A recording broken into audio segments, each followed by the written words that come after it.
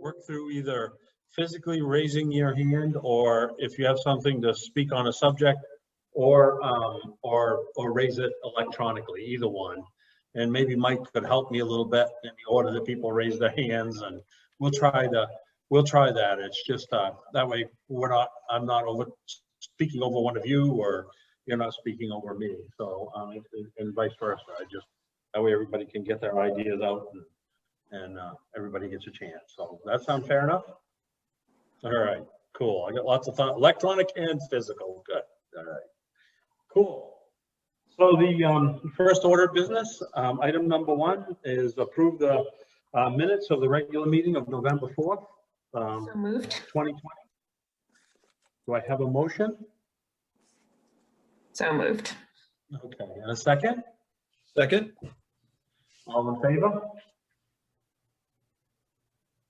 Any opposed? Looks unanimous, Mike. If somebody requests a roll call, just let me know if something looks split and we're not recognizing it. I go one thing before we get into the other agenda items. I would just like to maybe suggest that we might want to take a motion on items 7 and 8 being before items 9 and 10. It's a little awkward if we have public join us through the meeting and then we throw them out for an executive session and we have to pull them back in later. I was just wondering if the commissioners would desire that we move items 7 and 8 after item 10, then we'd come back and simply adjourn. That way, if there are members of the public that join us, we don't have to have the awkward thing of tossing them out and tossing them back in again.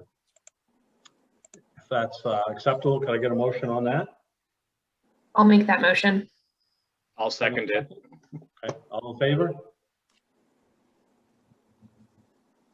Also looks unanimous, Mike? Unanimous, yeah. Welcome, Camille. Sorry I didn't see you earlier. So item number 2 is a report from our financial officer, Heather Hunter. Good afternoon. In your packet, you will see the year-end, or what is projected to be the year-end financial report for the watershed. As a reminder, the watershed is on a calendar year, fiscal year.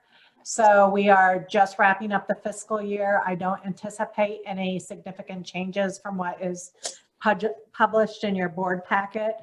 We do have the audit scheduled the second week of March with Renia and Kirstine Ouellette. So that'll flush out if there are any other adjustments, but typically there are not any other adjustments. Going down through there, you will notice the operating account had a deficit of $92,709.40. Of that amount, $92,049 was a planned draw from fund balance, left over from surpluses as approved from past board meetings and as part of the budgetary process, as well as the commission does not budget for depreciation and amortization expenses. That's a non-cash expense.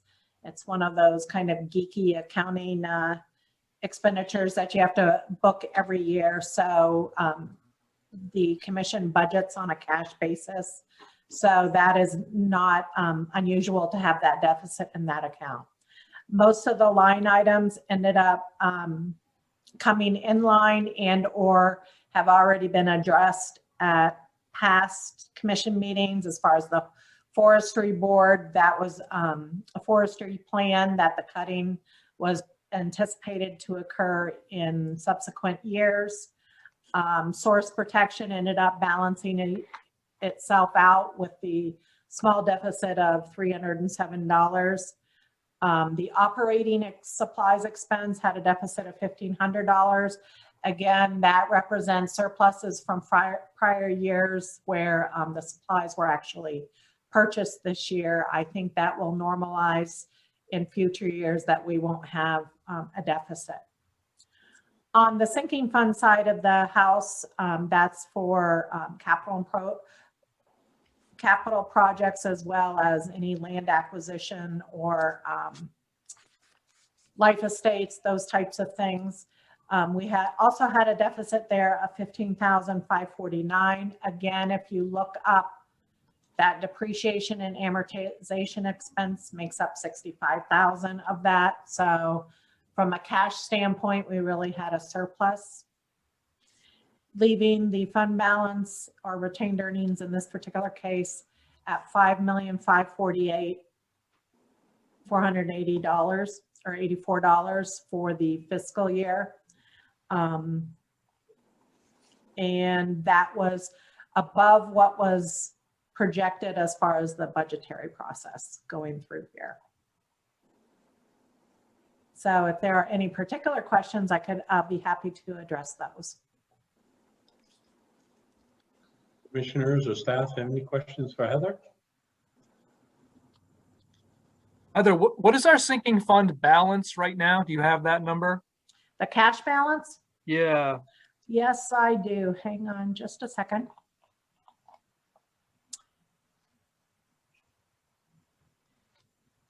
All accounts in total, 263,353. Okay. Of thank that you. amount, 155,000 is truly liquid. I could pull the CD if absolutely necessary. Thank you. Welcome. Any other questions?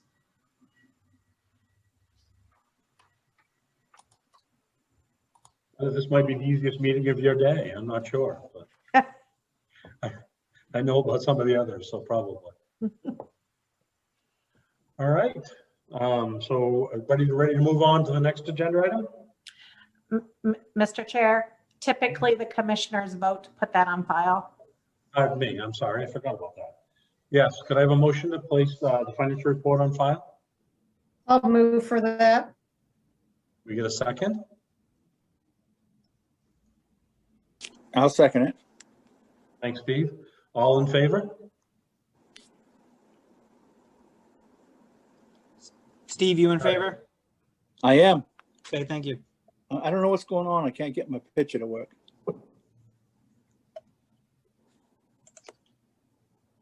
Okay. So let's move on to item number 3, water quality updates. Erica? Yes, Yeah. excuse me. So the Erica, could you pause after each one in case the commissioners have each of your subjects so we could have discussion? Yes. So the first one on here is the Blanchard Pond study. So that is a study that, sorry, Sean, can you turn yours down? I can like hear it echoing. We're in the same space. We're just divided. I can hear myself echoing. Thank you. The Blanchard Pond study was a study that was financed by the commission last year, and I got the final report from Ty and Bond. And this report was looking at a small pond in the watershed that is on Blanchard Road. It's right by, I think it's Wallingford's tractors and whatnot. It's in that area right off Route 4. So it's a small pond. It drains under Route 4 and then drains into the lake. So it's a direct tributary system. And a couple of years ago, our staff here who do our water quality sampling noticed that it was bright green in the summertime and we're suspicious about phosphorus loading coming from this pond. So we had it investigated by our consultants. And the bottom line of this report is the actual amount of phosphorus loading into Lake Auburn from this system is not that significant. It still is contributing, but in the grand scheme of all the other tributaries in the watershed, you know, Townsend Brook, with different streams coming in off of Spring Road, you know, it's in perspective with those other tributaries coming in, it's not that impactful, but it still is something that we could address. And the report provided a couple of options. One was doing vegetative buffers around this pond to try and reduce and uptake actually some of the nutrients coming from the surrounding fields and farms.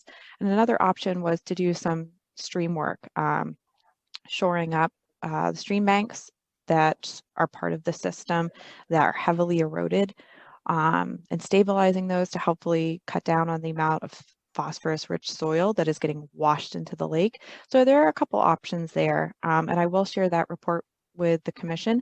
There was one piece of it that Ty and Bond wanted to change. They gave me the final report and went back and found an error. So, and it does change some of the numbers according with how much phosphorus is estimated to be loading from the system. So once I get that final revision, I will share it with the commission. And Ty and Bond actually presented about this project at the Maine Water Utilities Association conference and trade show, which was just last week. And they did a really good job with that. So I will see if I can get a copy of that presentation as well. It might be interesting for the commissioners to take a look at. Any questions on this Blanchard Pond study? So would we be discussing those potential options at our next meeting, or what do you see as the next steps here? Yeah, yes, as long as I don't think anything is going to change in this final revision that I get from Ty and Bond in terms of our options for, remediation strategies. But I do just want to get that final document, and then we can talk about, implementing those options this year. I have a question. Yeah. Hi, Steve. Oh, I can see you now. Yeah. I'm asking because I don't know. Does the pond have to be there? Can the pond be filled in? So that was something that internally we had talked about too, is does it need to be there?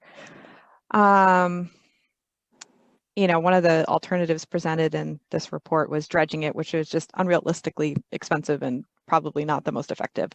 And to answer your question, I don't know if it needs to be there. It is on private property. The owners were welcoming to us in investigating it. I don't know if they would want to get rid of it completely. Does it need to be there? Probably not. I think it's just where it's located. It's naturally down at the bottom of a couple of slopes, and it's, that's where the water goes. Is it serving any purpose? Livestock aren't using it. I don't think it's necessary for the property owner to have it. I think it was just there. Thank you. Yep.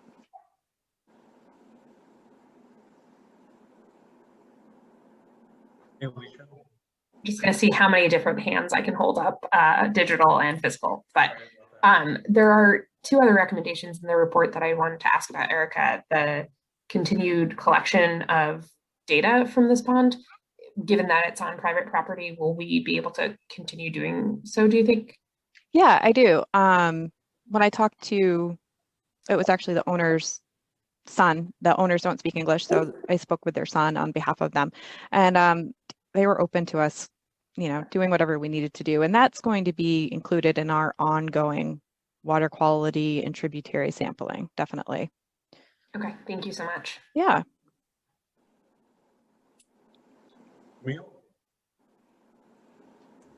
Yeah, thank you, Erica. I haven't had a chance to look at the report, and I assume that you're sending that back out. But I remember from the earlier report, that Heather suggested that the actual pond didn't seem to be as much of a source of the phosphorus, but it was occurring further down in the actual stream. Yes. So I assume that is still the conclusion of this current report? Yes, that most of the loading from this whole system, from pond to wetland to stream to lake, most of it is happening in that stream section where the soils change and you end up with that Presumpscot formation, which is a type of soil that's heavier in apatite, which is mineral, not like hungry. It has a lot more phosphorus loading. And so you start with Blanchard Pond, and that has high levels of phosphorus. So, but when you sample there, but then when you sample at the other end of the wetland that comes out of it, it drops. So a lot of it is being taken up in the wetland between the pond and the stream. And then when you get into the stream, it's carving out into the soils there. And so when you get these big rain events, it's eroding a lot of the stream banks of soils. And so you see an elevation in phosphorus loading from that stream section. And that's one of the possible remediation solutions that they presented was, basically shoring up, doing some stream remediation, stream bank remediation, really just making sure that that's not sloughing off so easily. The culvert that is carrying the water under Route 4 that comes into this stream is probably undersized, but not to say we couldn't tackle that, but it's under Route 4. It's not a minor adjustment. So if there's other things that we can do to help with loading coming from that section of the stream into the lake, I think that's where we should focus our efforts. Also, I'd be interested in the final report because I also worry about removing the pond. The pond seems to be performing some bio uptake too, just like the wetland is below, and just be interested to see where Ty and Bond actually believes that the source of the phosphorus are. Cool. Anybody else? If not, Erica, you want to go on to your second subject? Sure. This was kind of bulleted under my topics here, but it was Commissioner Bilodeau's topic here. So I think I'm just going to have him discuss that in maybe a different section. So I'm going to go on to the forestry update. So I've kept you guys in the loop as far as conversations that I've had with our forester, and we currently are waiting for better conditions. And I think this polar vortex freeze that we're going through is going to get the ground sufficiently frozen. But it's just been a back and forth. I've been touching base with him, and he's been monitoring this ground conditions. So when I have more information, or if it looks like it's going to be a good time to start, I will let everybody know. And I shared the adopted forestry SOP and policy with the forester as well. So he has a copy of that, and I asked him to review it. So when he and I actually meet on site, we'll go over that too. Any questions on forestry? Just one question, Erica, just to comment. Down on Brighton Hill Road, not far from the West Auburn Village, there's a large parcel being cut, and you can probably ask that forester, or that your forester could check in on that. It looks like they're got some pretty big equipment, and that there's sufficient amount of frost already. So that might also gauge the conditions in the forest just a couple miles away. Okay, great. Thank you. Yep. How do I put my hand down? Oh, I got it. Lost my mouse, or I put it down for you. Could I just wanted to follow up on Dan, just that, are people that are for logging within the watershed, do they report that to you, Erica, prior Yes. to? Okay. So Yes. you're aware of that. Thank you. Oh, sorry, you mean on other parcels? On private property. So that actually is regulated by the city of Auburn, if they're in Auburn. Last year, I got a couple copies of harvest plans from landowners or harvesters looking to do some cutting on parcels that fell within the watershed, but really they should be going to the city. The city is oversees that. They're the enforcement for it. And we usually pick it up by driving around and doing patrols in the watershed. So they don't have to actually send us a copy of it. I think they usually do, but it's really, that's the city's department.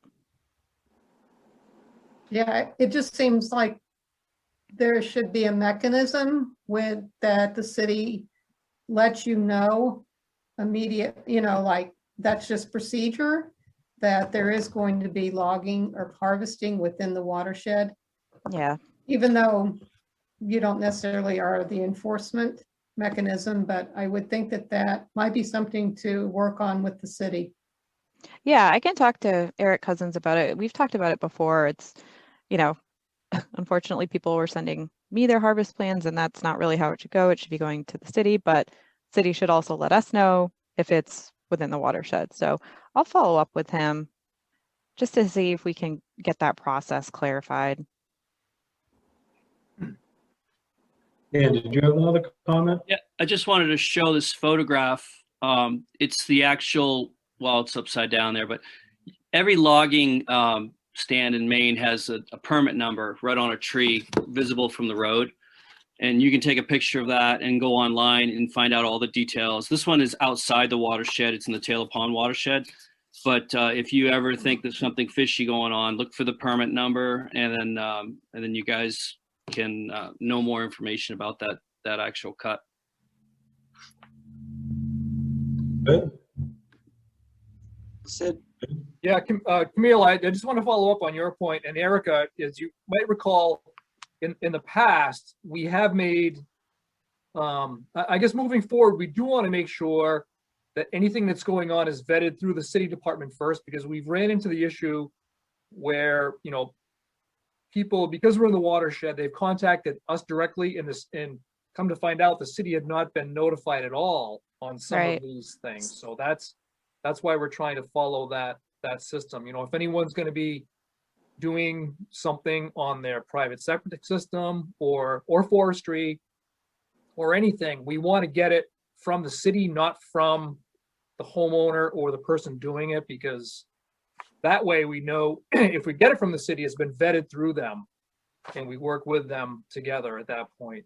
We have got stuck in that little no man's land before where we might have been working with someone, not realized they hadn't even touched base with the city. So that's kind of the protocol we've established to move forward. Yeah, and I wasn't suggesting that it be any different than that, Sid. Yep. Yeah, just that the city knows that you want to be informed, that's all. Correct. Yep. And I did this fall have an owner reach out to me about a property in Minot, and a similar thing. You know, I was able to walk the site. They shared their harvest plan, but ultimately, you know, that'll be the town of Minot to oversee that. But I'll make sure that we can kind of get this process set up, that if they receive a harvest plan, that as a courtesy, we would like to see it just to know what's going on. Anybody else on the forestry plan? Erica, do you want to move to water quality update? And then we'll go to Dave? Sure. So we actually called ICE on January 31st, which is the latest it's been. It was kind of a not very cold start to the winter. I know we're seeing it now, but it took a long time for the lake to actually freeze over. But with that said, the water quality parameters that we do look at this time of year, turbidity is good. It's averaging about a 0.6 for this first week or so, week and a half in February. So that's good. We haven't done any sampling through the ice yet. We might do that again this year. We've worked with professors from Trinity College, one professor down there who has been interested in sampling water in Lake Auburn for metals. I don't know if we'll do that again this year, but that's typically the only under ice sampling we do.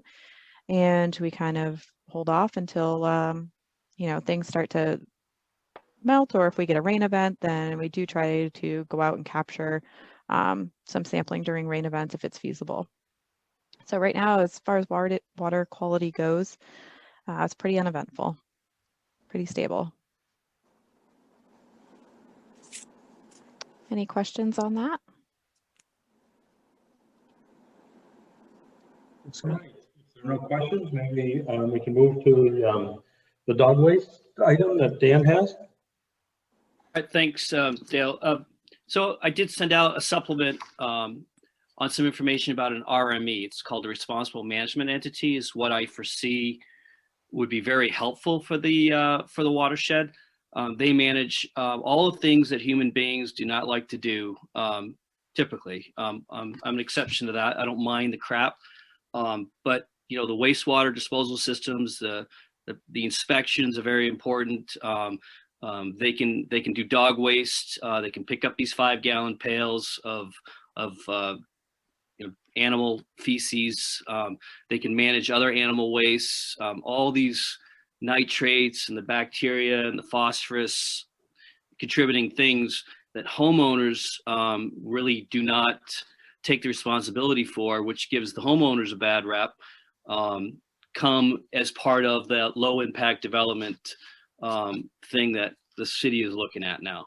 So the responsible management entity could assist LawPEC, but I thought before that all comes into play and the commission considers something like that, We can get 5-gallon pails for like $6 a piece. I've learned that they have to almost be weatherproof, really solid pails, because the snow that might be stuck to the animal waste that melts, and then a solid cold will crack the bottom of these things.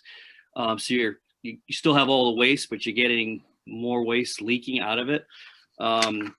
Otherwise, there's for $20 these little spades to pick up dog poop, little rake and a little shovel, and that's kind of what it looks like. That's a 76-pound dog. Once a month fills a 5-gallon pail.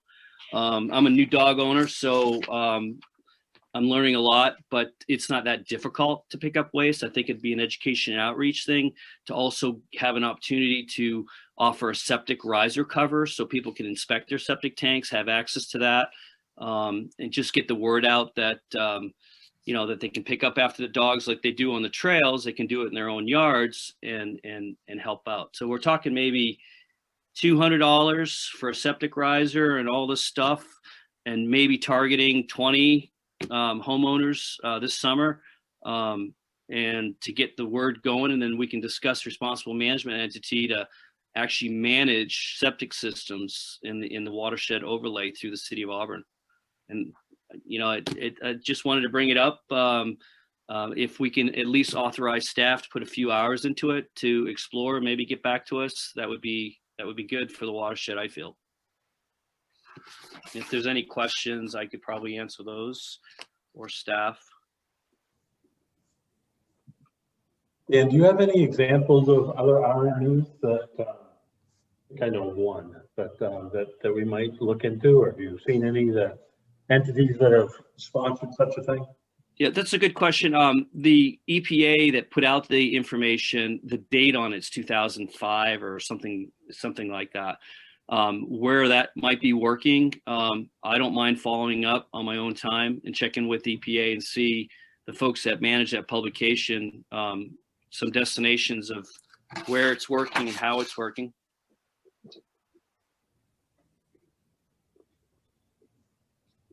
Caleb, did you start to have a comment? I'm sorry. Thought I saw yeah, I did. Just a quick question for Dan. So just a clarifying thing, would you be like looking for those pails to be like given to those like the homeowners, or would they just be like strategically placed in certain like public trail areas where people bring their dogs? No, just a few.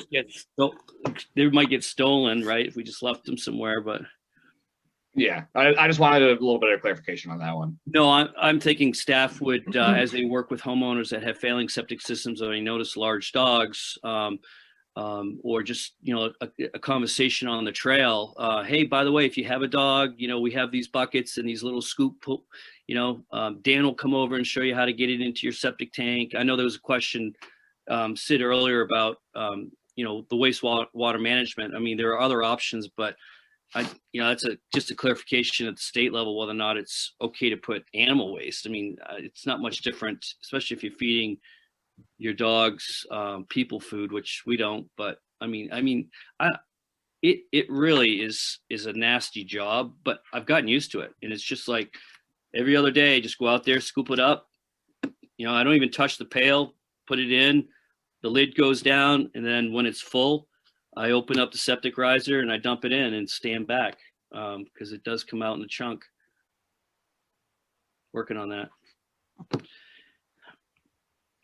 I think one thing that we just want to check on, if we were to, I think the regulatory portion is important, but I also just how much waste would be entering if you have a small 2-bedroom home, how much waste, because this waste is going to be very solid loaded, right? And we just want to make sure that we're not advising people to do something that would shorten the life of their septic system. I just want to check on that. But then again, my grandfather used to inoculate his septic system with horse waste every time he'd pump it out. So I think we just should check on those things before we endorse something.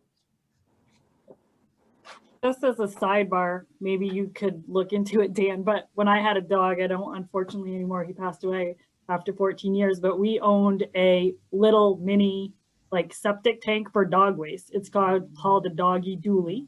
And you put digester in there and you add the waste and it acts like a septic tank using natural enzymes and stuff to process the waste. Kind of a composter, you mean, that kind of a thing? A little bit of a composter or something? Yeah, that's what it is. It's like a green, you set it in the ground and put, you have to add the digester enzymes however often, I don't know, it's been a few years since I've had the dog and done it, but they are out there. How many gallons did this thing look like? Was it like 55 gallon drum? No, it was pretty pail? small. Yeah, it was more, I would say it would be about that size. Yeah, I think what I'd like to target is the larger dogs. Anything between 50 and 100 pounds is contributing 12 pails. Let's say it's 8 pounds per gallon. I mean, you're talking tons of animal waste. I don't know if a small one, but I'm going to definitely put that as a note too to follow up. And I don't know if they make different sizes of those or not. I don't recall. I mean, it's been, like I said, years since we've had it, but just something to look into.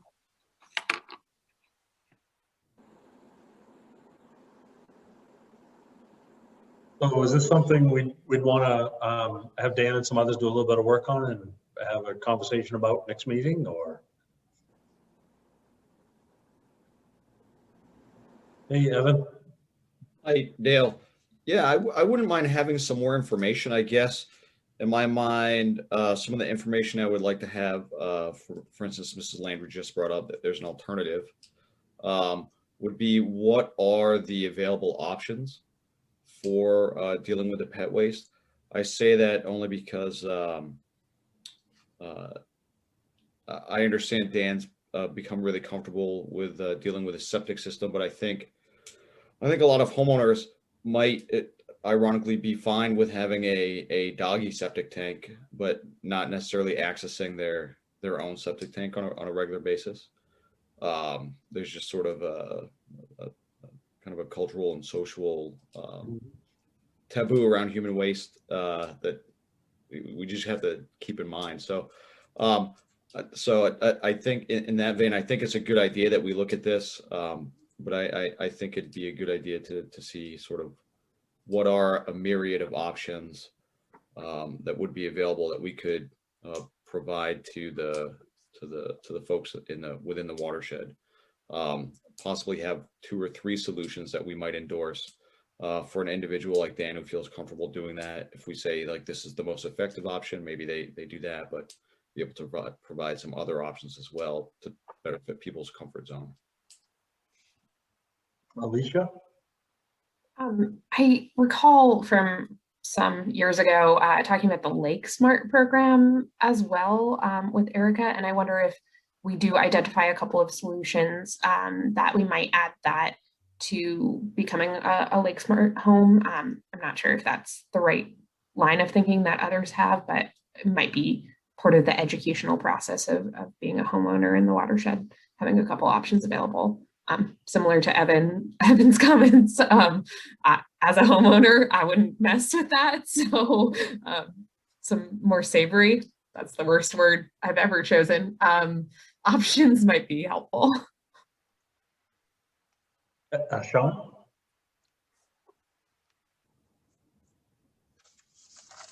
We can't hear you, Sean.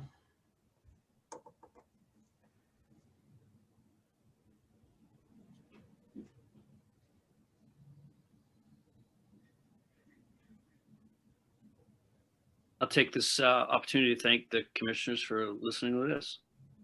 It's a shitty subject. No Is that pun. better? Unintended. Okay, cool. So to Alicia's point, I've done some work with Lake Smart, and I think actually that would be a really interesting connection to make with Lake Smart. Yeah, I think having the option to if people really want to dive into their septic tanks, by all means. But I also, one of my dogs growing up, we had the same sort of thing where you could just put it in a little pail, dig it into your backyard. that way you have options and you're still getting at the problem, but it's not a one stop.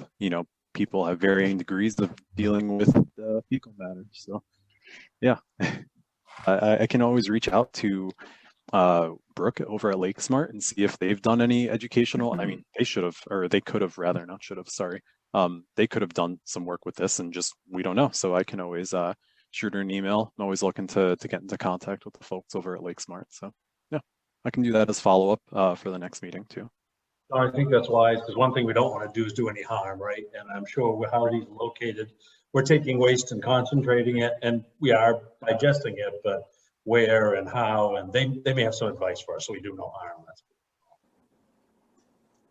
all right. Anything else on that tree subject, as Dan said? All right. Evan's got his hand up. Oh, I'm sorry, Evan. Dale, I apologize. It's actually not a question about that subject, but I assume we're moving on to item number 4. I wanted to ask a question about item number 3, something that Erica presented earlier. So I apologize for bringing it up now. I was sort of like frantically trying to look through ordinance over here on my right. Because I know that Auburn does have a shoreland overlay ordinance with a timber harvesting ordinance, which actually divests all authority and gives it to the state. So they've adopted the state's rule for shoreland zoning. We were talking about the watershed. So I wanted to look real quick at the Lake Auburn watershed overlay, and there doesn't appear to be any. So we have an SOP for forestry within the watershed, but there's no mirror to that on the city side. And I guess, Mike, I said I had a question. I guess it's not really a question. It's more just pointing out that there doesn't appear to be something similar on the city side. It's really just within the shoreland overlay. So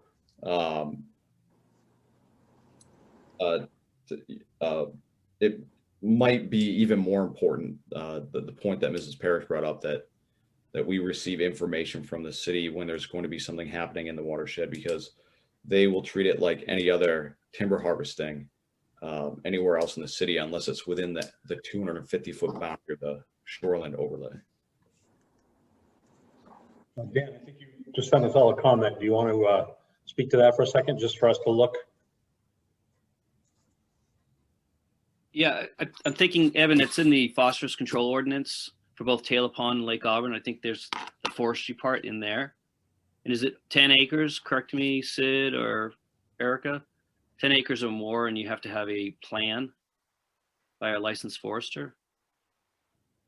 I can't remember the threshold off the top of my head. I'd have to research. Yeah, I'm trying to pull it up here. I don't remember off the top of my head either.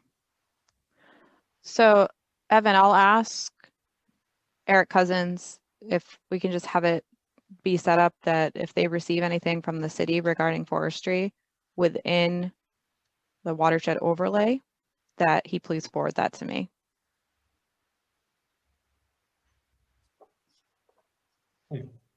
Anything else on any of those items? Otherwise, we'll move on and hear from Sean on education outreach. Now that he's plugged in. Cool. All right. Yeah, I guess I'll start then. So yeah, I've had quite a bit going on since our last meeting. I recently held a lesson with the Androscoggin Valley Education Collaborative Program, sort of like a gifted and talented program. Taught a water quality and watershed basics lesson. Just kind of did the ins and outs, some of the things that we test for, how we can connect data to things like fish kills and algae blooms, just kind of giving those students sort of like the rundown what we use our data for, or rather what we collect data on and what we use that for. It went pretty well, about about as well as a bunch of Zoom students can, as well as the lesson can go for high schoolers in a Zoom lesson. But yeah, that was this past week. I've been in the process of scheduling some other some Zoom lessons, which I'm pretty excited for. I've been looking forward to working with students. So yeah, I rescheduled our winter walk, which was canceled last month. I think it was about the middle of the month. I rescheduled that for this upcoming Friday. I sent out a big constant contact email blast. If anybody ever has any issues with those emails, like getting them or going to spam folders, just let me know. Sometimes that happens. Trying to think what else is going on with community science stuff. I sent out a post for iNaturalist, which is basically an app that allows people to like snap a picture of something or a video or a recording of an animal or a plant that you see in your backyard that you might not know. Basically, you take that picture, you upload it. If you know what it is, great. If you don't know what it is, it's kind of like a crowdsource for information. So somebody somewhere will comment and say, "Hey, that's not a striped maple. That's a sugar maple." Basically, it just allows folks to crowdsource identification for flora and fauna, which is super cool. Given COVID, we're not doing those sort of large events. This kind of just allows people to let us know what's going on in the watershed in terms of animal and plant life. And if those posts get enough hits per se, that data will, that observational data gets collected and will be sent into scientists, and it will be used as sort of basically like in their science biodiversity research. So yeah, it's super interesting. I think it's a great way to get folks involved in community science in the watershed. I'll be hosting an event called the BioBlitz later this winter, early spring, which basically pulls off of iNaturalist and sort of sets a challenge so people can, discover X amount of species in an area during a month or 2 months. And just, it's helpful for us to know what we have going on in the watershed in terms of animal and plant life. We have so much land around the lake, and we want to know what's going on out there. So things have been pretty quiet on our other apps like Water Reporter. I reported Ice On, and we've kind of figured that with the social media apps, some activity would slow down a little bit going into winter. But yeah, while we're sort of waiting for the spring to roll around so we could start hosting more outdoor events, I went out and flagged the first mile of the Southern Link Trail. So it basically runs from the Route 4 boat launch to Turner Street. I have that flagged out. I'm gonna go back in a few weeks once the snow melts and just sort of see what those lines on that trail looks like. Things change with the snow, and I just kind of want to go back out. And once I do that, I'll send you all a map of what the first mile of the trail actually looks like, and with accurate GPS coordinates. My current map of it looks like a bunch of zigzags because when you're going into planning these sort of trails, you want to have a corridor planned out. Trail might not go exactly where you marked it. So yeah, that's going on. I met today with a potential trail builder. He's a local guy. He's involved in nonprofit environmental education as well as trail building. I think he's going to be a really great resource to have. If he doesn't end up helping us out with the Southern Link Trail, we have a couple volunteer trail building days lined up in the spring that I'm really looking forward to. One of them is to complete a loop at Salmon Point. And the other one is to do a trail and picnic area out on the Pope property that we have off of Summer Street. So yeah, best case scenario is we get them to build all of our trails, and worst case scenario is we get a couple volunteer days in and get folks involved in doing some volunteer trail building, which I'm really excited about. Yeah, so another update on the Southern Link Trail. We have approval from Central Maine Community College, where we have a conservation easement on. We have an approval to build the trail through CMCC's property. Just waiting to hear back regarding Margaret Berry, who unfortunately passed away. We're just waiting to hear back from her daughter. We did get approval to build the trail as is. And so we're just waiting to hear back from the daughter to make them privy about, what's going on with the SLT. Yeah, I've been in the process of seeing if there's any more community interest on the other side of that trail terminus, basically where it would be coming out onto Summer Street. I've been in the process of reaching out to some landowners to connect, hopefully, you know, pending approval, connecting the SLT to the Spring Road Trail, which would give folks, you know, more or less, if that were all to go through, you'd have about 3 miles of access to trail along the western and southern portions of Lake Auburn. I've been trying to see how we can get local groups involved in trail stewardship. So, for example, CMCC has an outdoor club. I've been looking into, you know, once this trail gets built, who's going to take care of it? You know, it's one thing if it's coming from us, but if we have a community group that's interested and willing to maintain that trail, it kind of ties into the community science community aspect of trail building. Or sorry, not just of trail building, of this trail, but ties into the larger theme of community science within the Lake Auburn watershed. And yeah, some other things with events. I'm trying to get some students from Bates. I met with a professor, Carissa Aoki, recently. She's an environmental studies professor at Bates, and hopefully they're going to help us out with some trail mapping. So we have sort of an inventory on the LAWPC parcels that have land on them. You know, having those trails mapped out is just going to help us spread the word about, you know, what parcels that we have that are accessible to the public. And that ties into some of the work that the LA Trails organization has done in terms of inventorying trails in the area. Yeah, otherwise just some spring planning events, doing things like outdoor classrooms as weather and COVID permits, things like soil sampling in the watershed, and a program called Stream Explorers with Maine Audubon, which gets folks out testing local streams for macroinvertebrates, or the presence or lack of macroinvertebrates. So real excited for this stuff to sort of take place, just waiting for the snow to melt. So yeah, that's it for me. Questions for Sean? I do. Hey, Steve. Sean, Steve French. Hey.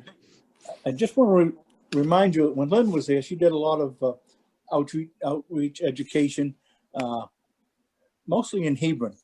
I just want to remind you that Minot and Buckfield have a lot of land in the watershed, and we have schools. And even though Lawson doesn't have any true land in the watershed, they still have a lot of influence. So spread your knowledge, I guess what I'm asking. Thank you. Yeah, of course. Yeah, I've been trying to reach out to as many teachers in the area, just the general area. I want to facilitate programming everywhere. You know, anywhere in the watershed, I'm trying to get into contact with. So if anybody has contacts with teachers, please feel free to send them to me. Planning anything educational wise these last few months has been a bit of a cluster. So wonder why. Thank you. John, your energy is refreshing. I do get it. Very all interesting, very interesting. Anybody else have any questions or comments? Or Sean, Caleb? Yeah, hey, I am pretty new, so I actually I haven't gotten like any emails about any of those events and things you said you were sending out, so I would love to be added to those, and also would like to, I guess, preemptively throw my name in the ring to go to some of these. I worked in Acadia, I grew up there, so I did a lot of trail building, things like that there, and still have, I know it's not local by any means, but there are still connections I have there with people who help out with stewardship programs like that. So if you ever want to touch base on anything, I'm more than able to help out, both physically and in any other way that's needed. But yeah, I can send you my email just so I can get put on that list, because I'd love to go to some of those. Yeah, I've got it. I can share it with Sean right now. And I don't know if I have Alan's, but we'll get it to you. Okay. Cool. And thank you so much, Erica. That's great. Can I add one more thing real quick? I just occurred to me. Last meeting, Evan had mentioned creating some sort of work group for the SLT. And I did some follow-up, and not only has Evan echoed this sentiment, rather, actually, I think was talking about a committee And so we had exchanged some emails and spoken about potentially setting up a work group. And so that was kind of what I was getting at earlier with trying to get other groups involved. So we can sort of create either if it's a trail maintenance work group or if it's a, trail building work group, just however it ends up taking shape. I think after some discussion with Evan and also with folks at the Auburn Conservation Commission, it seems like work group might be the sort of move for that.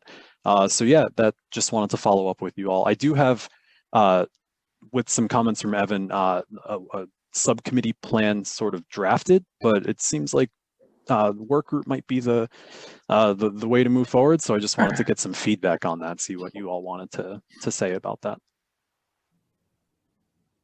Alan, Turner only gets one commissioner. It can't have two. I just saw the second commissioner walk by. So I love the work group idea. I think that's probably the better phrase to use for that. I was going to just give you a heads up, Sean. This is a good reminder. I will connect you with the president of the Lewiston Education Association and the STEM teachers in Lewiston. So I'll get that going after this meeting. Cool. Thanks, Alicia. Else for Sean?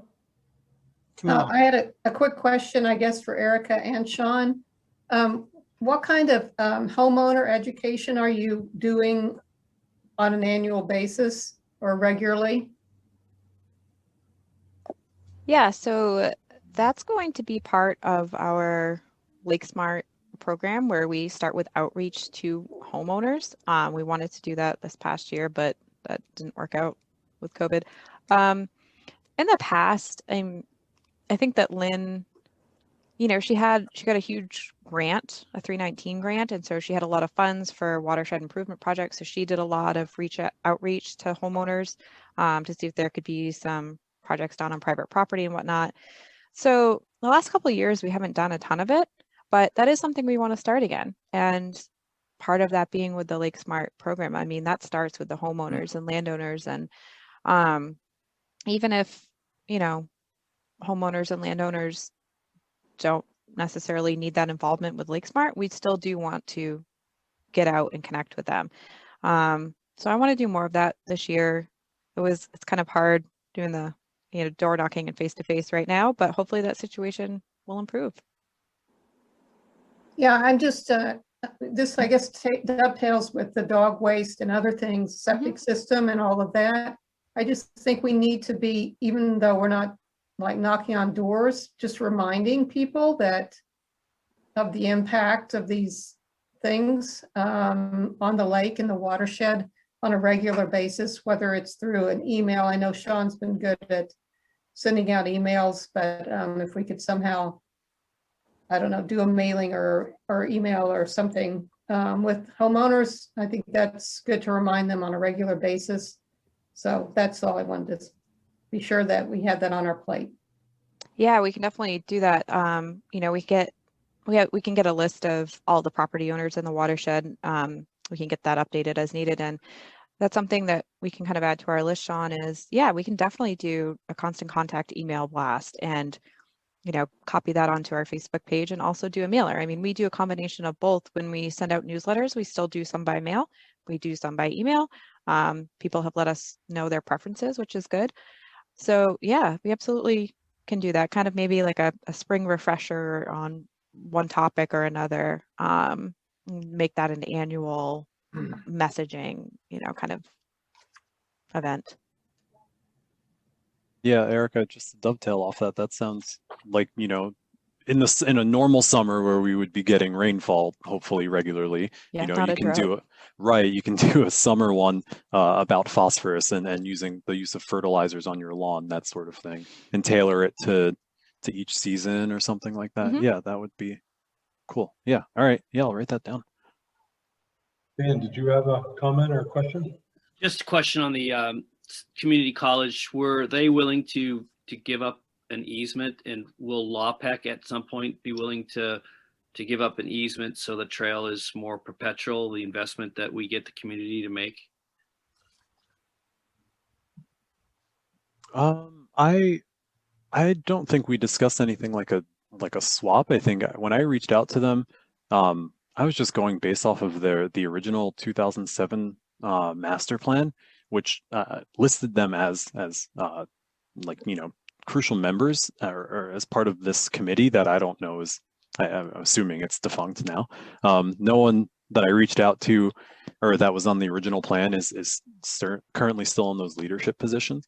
So when I reached out to the interim president at CMCC, you know, I just kind of threw it all out there, like, here's the plan, here's what, you know, we'd like to do. And they basically were just like, yeah, do it. So there was, you know, I have that in writing, but in terms of like an actual follow-up to make sure, I'm not sure how we could move forward with it in that regard. I mean, the trail will be, you know, well, trails are kind of semi-permanent. If for whatever reason CMCC closed down in 15 years, that trail would just get reclaimed. But yeah, I'm not, Erica. We would do, you know, that in the initial stages here, Sean presented, you know, the ideas for the trail and CMCC was on board with it. Once we get to that actual section of the trail, we would need an access easement. And so that would be something that we would, you know, draft up. The recreational trail grant program almost, I think, requires some perpetuality or some indefinite time. Right. So when we get to that point, that is definitely something we would want to draft up and have both parties sign and go from there. Thank you. Yeah. Thank you, Dan. That was a good comment. We ready to move on to the next item? The next item is the City of Auburn update, and on my agenda, it doesn't tell me who's doing that. So Yeah, thanks, Dale. That would be me, I guess. Back in December, you might remember the City of Auburn put out an RFP to evaluate the ordinances applicable to the protection of the Lake Auburn watershed. And so they put an RFP out to several consultants.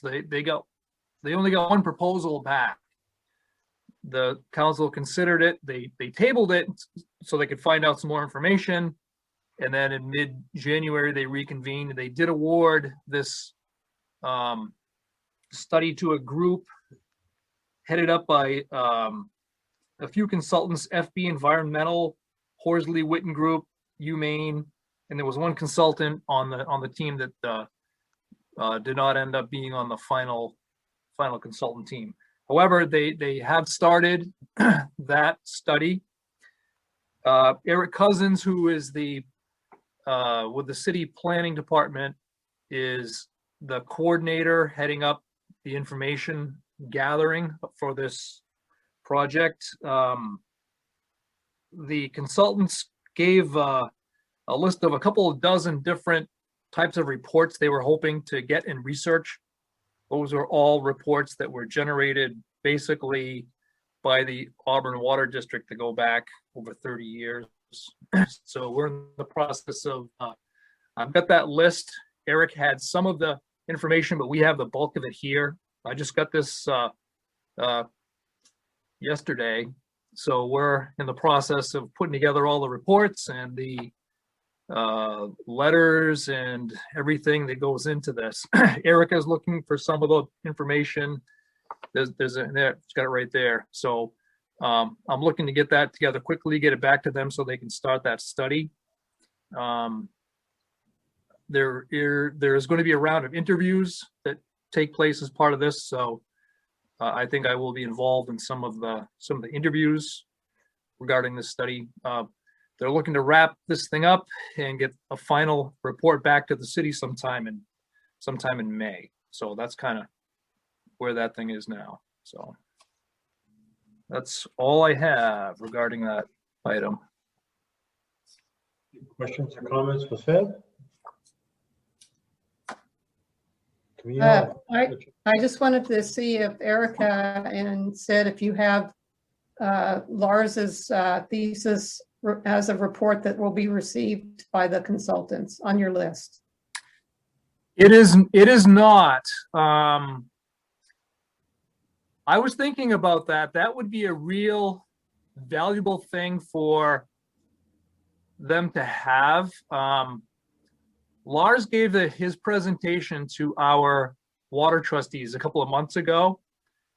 I was hoping to have him, and I know that he recently gave that again at the main water utility trade show. Yeah, I saw that. Yeah, I would like to get him to do that presentation for the commission at some time. I'm sure that he'd be willing to. I mean, the information, that was an incredible amount of work he did. I think he should get as much mileage as he can out of that work that he did. It was really, really impressive. But your point is taken. That's not something they asked for, but I think that's something that they could certainly use. And through the interview process, I'm going to present that and see if that's something that they want to take and peruse through, because it's got, yeah, it's just a encyclopedia of information regarding the watershed. So point well taken. Yeah, I mean, I just think there's maybe reports that Eric doesn't know are out, that's all. And so I think bringing that up and encouraging additional reports that you know are available and pertinent to the consultant would be really helpful. By all means. Thank you. Can I ask Camille, is this Lars Gunnarson's thesis? It is. Okay, I just downloaded it, so we'll give that a read. Well, I'll during the commission thing, I'll bring up, possibly what Eric and I have talked about. Anything else from Sid on that one? All right. I think the next one is Dan's. It's from the Perkin Ridge Trail Route Travelers, a bypass from Middle to the South Gates on Witten Spring Road. Dan, is that you or is that Sid? I could start off. A couple years back, we got together with a few watershed property owner meetings. Neighborhood association got together, a neighborhood watch group, and we discussed extending the current snowmobiling from the north gate to the middle gate through to the south gate, and they said no. So but what we're trying to request here, because we are not necessarily just a snowmobile club. In fact, 40% of our membership now is fat bikers, skiers, and walkers that enjoy the nice flat surface. We want to be able to, when the ice is poor, which is just starting to get good along the lake, we got close to 15 inches drilled, to be able to access between the north end to the south end to the trail that goes to Lost Valley. So the request to the commission is pretty simple, that maybe 3 or 4 times a year, I can maybe call on the water district, give them a heads up, or they can furnish a key and they could open the middle and the south gate. And that would also allow us to plow out a camp on Desjardins Road, because the groomer has a little plow, and when we pull the drag has wheels on it. So we're not actually changing the surface of the trail because it's a plowed road through that section that I'm asking to go through. But we'd like to be able to plow out Paul, he's a trail advocate, and Jerry Desjardins. And LawPac actually owns half that camp, apparently. Maybe they could get the water district to plow them out. That might help out. I'm not sure if that's appropriate, but so yeah, we would like to be able to look. Right now we're good until come spring, when the trails are still good and we want to be off that lake.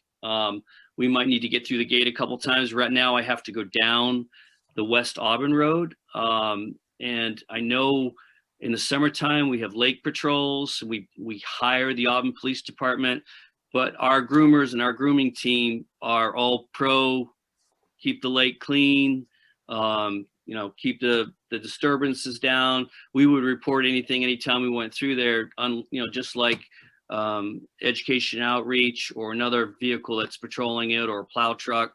And and I don't think Sid and Kevin is not here today.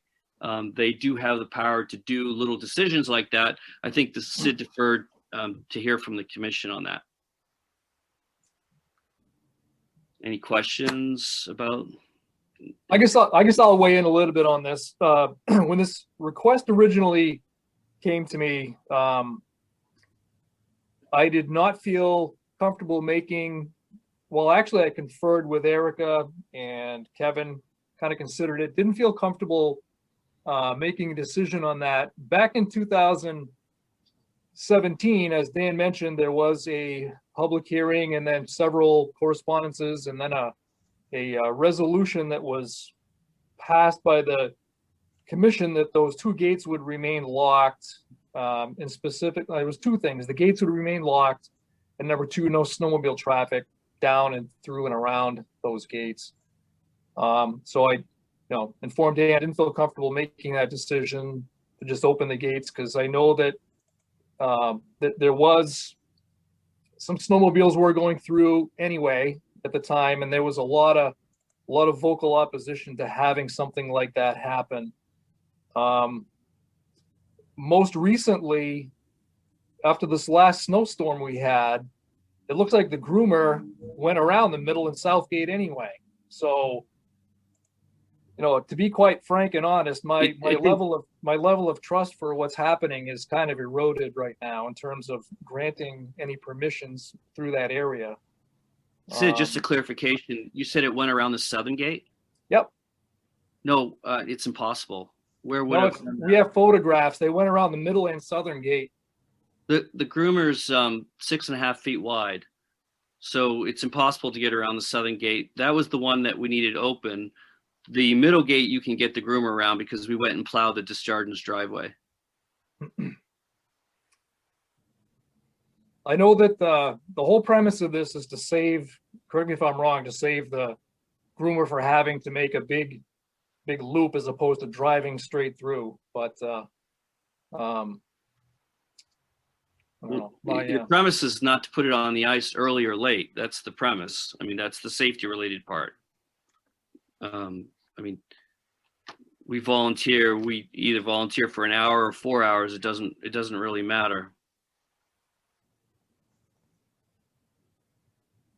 So are there mechanisms we could put in place if we were to allow this so that it didn't erode into something we didn't intend, or is this really an all or nothing thing? Or how does, I guess, how would we, if we were to allow something, how would we manage it and control it so it didn't erode into what Sid described earlier?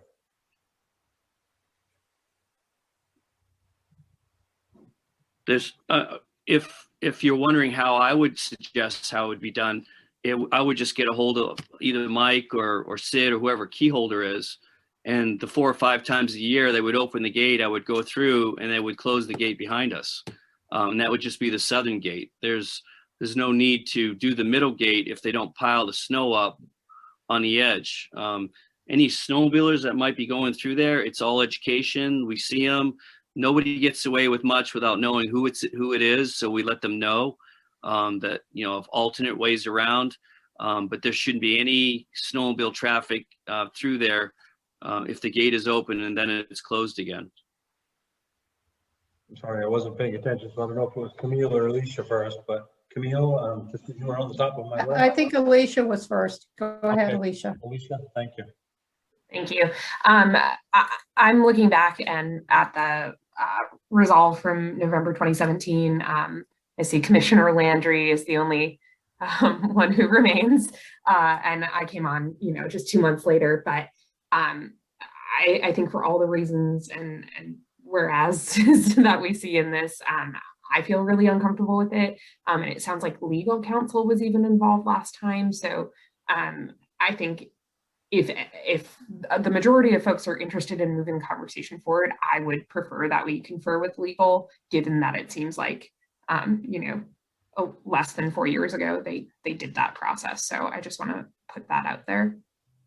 I did ask Alicia, I did ask Sid earlier today if we actually have a letter from legal, and he does. And he said he would share that with the commissioners after this meeting. So. And I was just gonna. Go ahead, because you were. Sorry, go ahead, Amy. Okay. No, it's fine because you were ahead. But that's fine. I was just gonna say I think that we need to follow a process. And if there was a, public hearing and all of that last time this was considered, I think we cannot bypass that process. So my comment would just be to that point. I mean, being a commissioner at the time. You know, Sid kind of went through it really quick, but it was a very long process, and it was, well, Steve was a commissioner. So I think, you know, it's not just an easy decision that we can make today at this meeting based on the history that was associated with it. You know, I don't know that doing that and grooming that area would attract more people to use it. I think that's the a concern. But it certainly was something that went through quite a long process at the time and resulted in the resolve. So I don't think it's a decision that we can, you know, or we should make at this point without further consideration.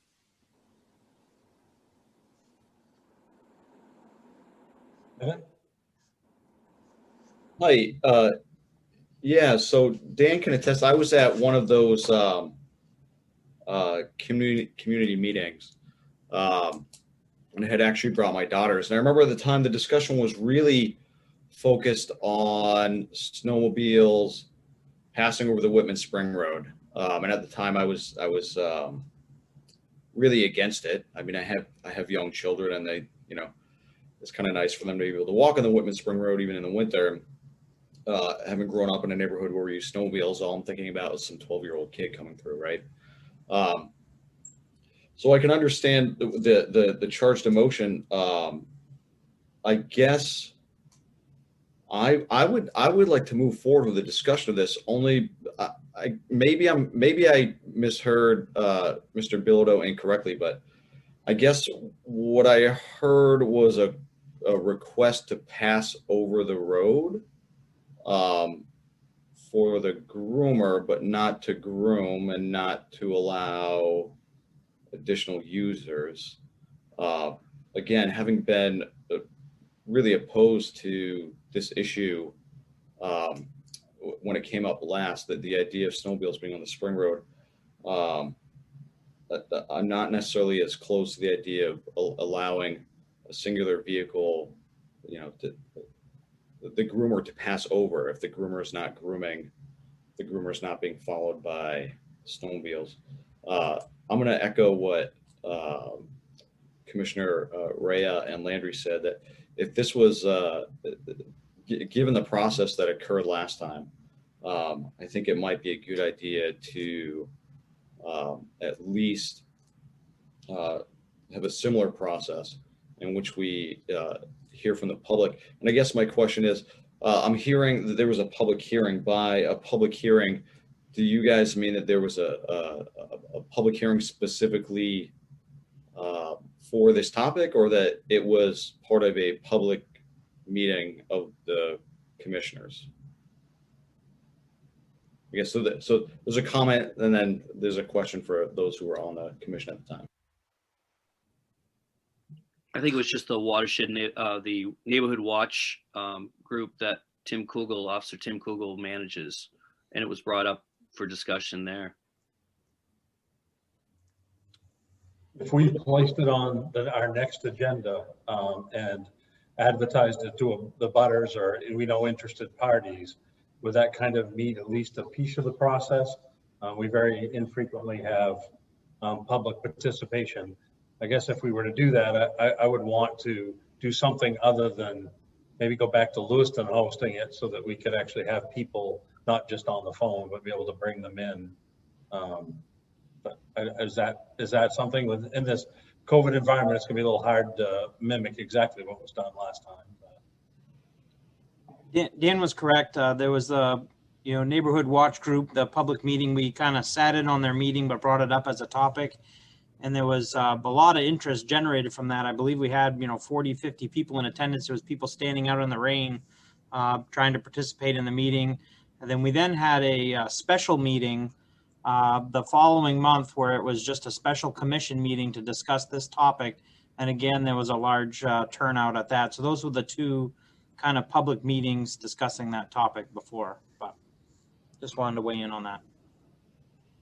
And it was, yeah, I think it was pointing at the snowmobiling part of it, not the moving the groomer between gates. If everyone involved knew that we're moving for the early season recreators, the winter recreators are the snowshoers first thing, the skiers, and then when that packs in, we get a drought, the fat bikers. It's 90% pedestrian, because when the ice isn't safe, typically we don't have good snowpack or enough trail depth for snowmobilers. So, you know, this would actually enhance, and we also talked, and Dave Jones talked about an offset trail to actually have that groomed portion all the way down to the south, and the South Trail. So, I mean, that's another option, you know, that can come up if these discussions continue.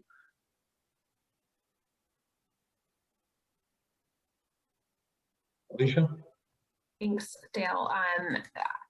Just in reading the minutes from back then, there were two folks who did talk about the opening of the gates, specifically separate from the snowmobile issue, and especially one of the property owners saying vandalism being reduced.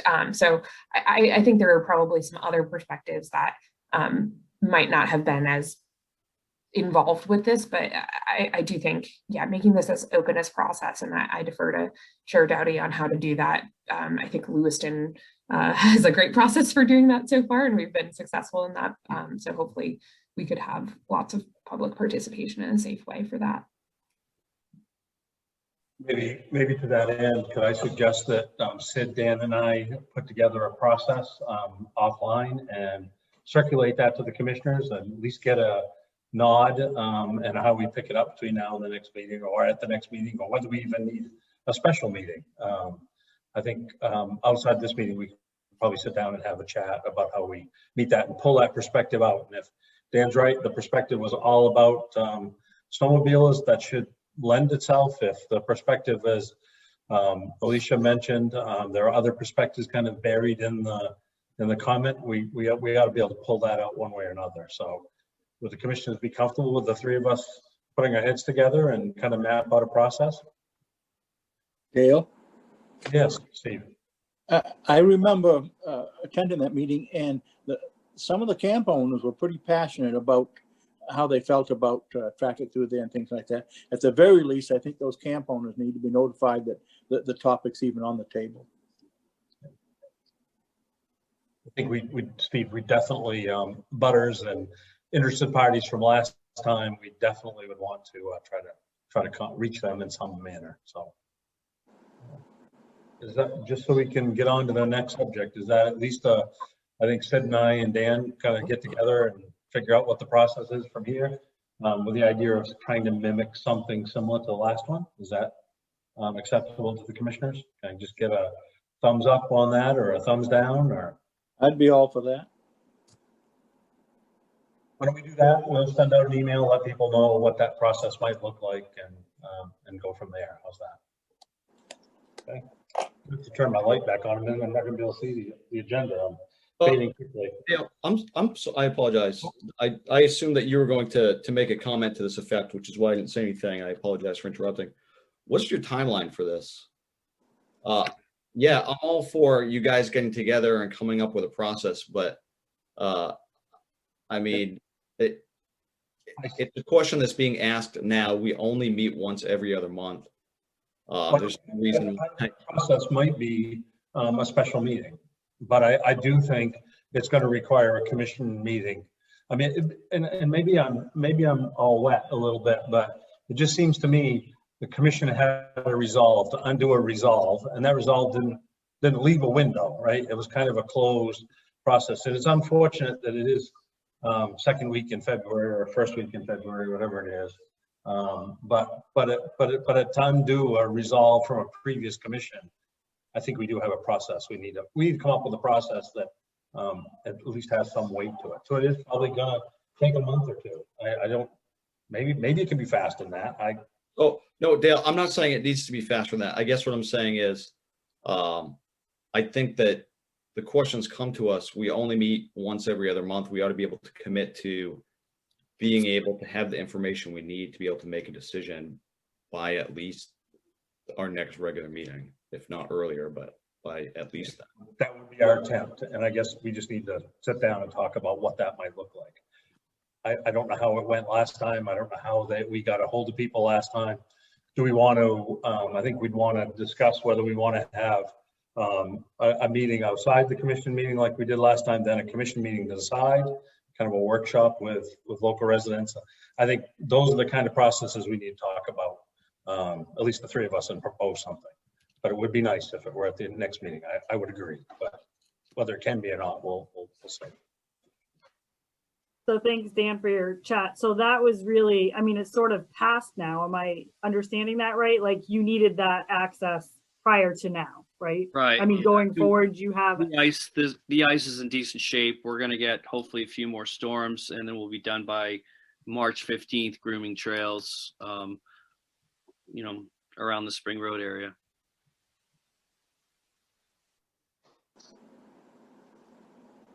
Sorry about the lighting in here tonight. Are we all set with that? I think the three of us will pull something together. I think we decided at the beginning that we would move public comment and commissioners open session up. Currently, we had a member of the public, but we do not at this moment. Probably don't see one anyway. Mike, can you confirm that? You don't have anybody on the phone or anything? Yeah, there's nobody from the public on the meeting. Okay. Next item is open session for commissioners. Chair Daddy, Finance Director Hunter has their hand raised. Oh, I'm so sorry. And would be considered a member of the public, I believe. Yes, technically I am. I was remiss when I did my report. I wanted to let the committee know, or the commission know, that the commission, on behalf of the memory of Richard Thibodeau, did send the Turner Food Pantry a $250 donation. They were very appreciative of it and sent us a thank you card back that I have. And so just to kind of close that circle and make sure everybody was aware of that. Thank you. Thank you. So that does not change our acceptance of her report, I'm assuming. All right, open. Do any commissioners have any subjects related to the commission that are that they'd like to bring up at this time before we move to an executive session? See Camilla and Amy, well, Alicia both have their hands up. Yep. Camille? Yeah, I started to mention this earlier, but I attended the presentation that Lars gave at the, I don't know the name of the conference, Maine Municipal something or other. Eric can let me know what that is. Maine Water Utilities Association. There you go. But it was recorded, and rather than, I mean, Alicia mentioned that she has Lars's thesis, which is fine to read, but it's much more detailed. And this will give the commissioners a good overview of the results. And I really think it would be worthwhile for Erica, if we are so inclined, to find a way for us to listen to that, because it really talks about the watershed and the water quality, looking at it from 1980 to the present and into the future, and gives a good overview of some of the things we need to be thinking about. So I would ask if commissioners are interested, and if Erica could then sort of look into that possibility for us. Yeah, so just to follow up on that, I did get a copy of the presentation from Maine Water Utilities Association. The only thing that, and Camille, I know, and others who attended that presentation, Lars and Holly Ewing, who was also kind of a co-presenter on that talk, they're likely going to be submitting their research for publication. So they just didn't want that talk that they gave to me made publicly available, you know, for widespread viewing. So I did get a copy of the recorded presentation, and I've reached out to Holly and Lars to see if they would feel comfortable if I shared that with the commission. But, you know, it just wouldn't be a recorded part of our meeting. It would need to be either just for the commissioners to view, or I could send each of you the link and just have you guys watch it individually. So I'm just waiting to hear back from Holly and Lars to see if that's an appropriate route to go. Another option would be to see if Lars could come and do the presentation again for everybody live. So we've got some options there. I could speak for Holly in that she will be fine with that. Erica? Okay. Thank you. I mean, I'll certainly be very interested, so I assume some of the other commissioners may be. All right, Alicia? Thanks. So now that the state legislature has reached cloture and has all the bills going through committee currently, I was just curious if there was anything that we should be keeping an eye on at the state level that might relate to the watershed and water quality. Yep. So there is a, I don't have the number, LD, let's see. There's one that just is coming out that is regarding invasive aquatic species and the transportation of them. And Maine Water Utilities Association is going to be speaking or giving testimony in favor of that bill.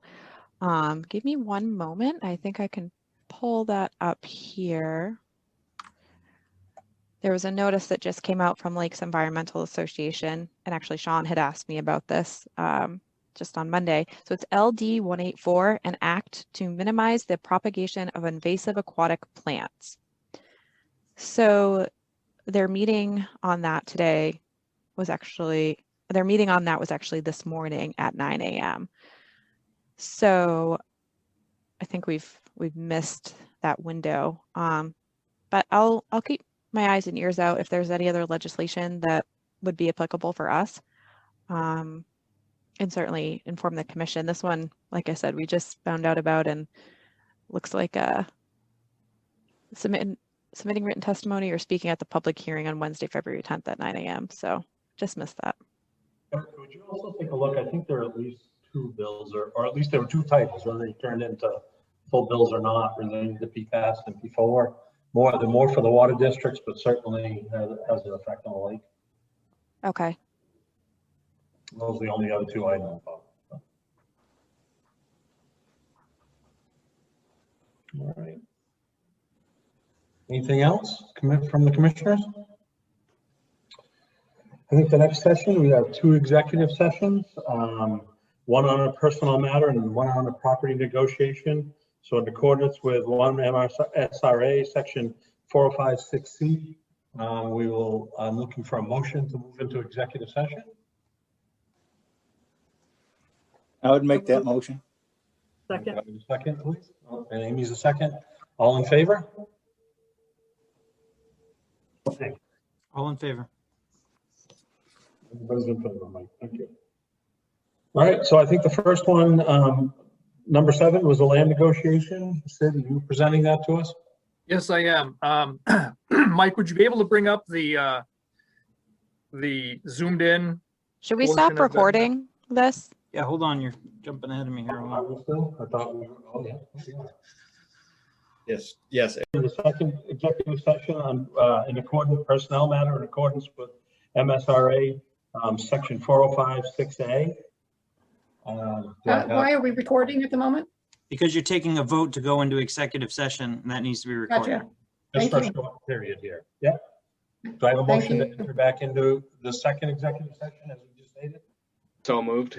Caleb, second. I can second. Dan, all in favor?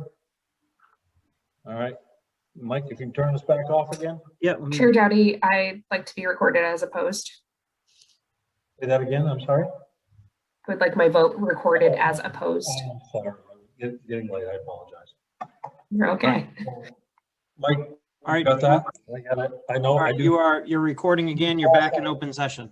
I didn't even demote anybody last night. I shouldn't have for once. That was good. Can I get a motion to adjourn the meeting? So moved. Can I get a second? Thank you. Second. All in favor? All right. We're good. Have a great weekend, guys. Thank you. That was a marathon.